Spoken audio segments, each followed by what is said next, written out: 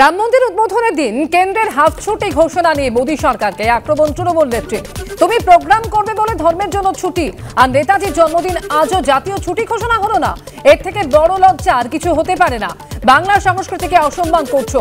স্বাধীনতা সংগ্রামে সব থেকে বড় ভূমিকা বাংলার। বর্ধমানের প্রশাসনিক সভা থেকে বিজেপিকে আক্রমণ মমতা বন্দ্যোপাধ্যায়।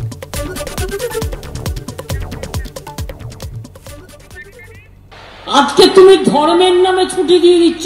তোমার ধর্ম যার যার, আপনার উৎসব সবার, আমার কোনো আপত্তি নেই। তুমি প্রোগ্রাম করবে বলে ধর্মের জন্য তোমার দিনে ছুটি, আর নেতাজি সুভাষচন্দ্র বোস দেশের জন্য জীবন দিয়ে গেল।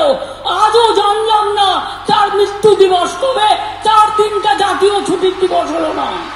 লজ্জা, লজ্জা, লজ্জা। এর থেকে বড় লজ্জা আর কিছু হতে পারে না। স্বামী বিবেকানন্দকে গালাগালি দিচ্ছ, বিদ্যাসাগরকে অসম্মান করছো, সবাইকে বাংলাকে অসম্মান করছো, বাংলার সংস্কৃতিকে অসম্মান করছো, বাংলার সভ্যতাকে অসম্মান করছো। জেনে রেখো, বাংলা না থাকলে স্বাধীনতা আন্দোলনটাই সাফল্যমণ্ডিত হতো না। সবচেয়ে বেশি বাংলার অবদান আছে দেশের স্বাধীনতা সংগ্রামে।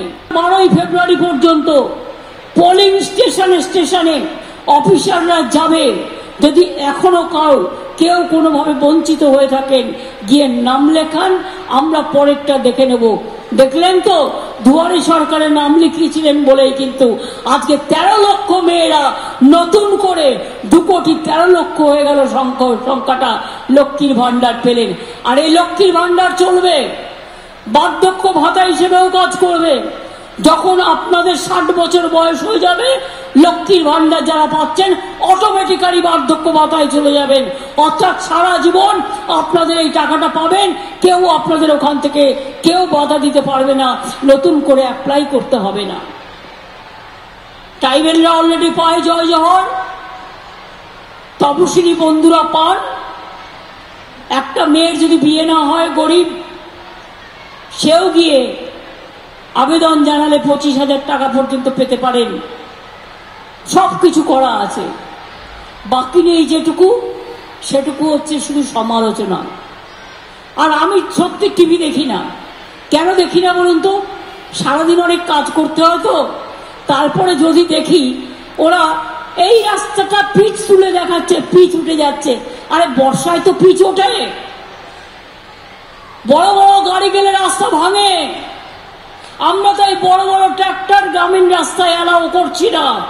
যদি কেউ টাকাকে অ্যালাউ করে, হাতে নাতে ধরুন, ডায়েরি করুন। আমরা এমনকি টোল ট্যাক্স নিই না। যারা মাছ নিয়ে যায়, যারা শাকসবজি নিয়ে যায়, যারা জোর করে নেয়, তাদের বিরুদ্ধে ডায়েরি করুন। কারণ আমি কিন্তু টোল ট্যাক্সটা তাদের জন্য তুলে দিয়েছি, এটা মাথায় রাখবেন।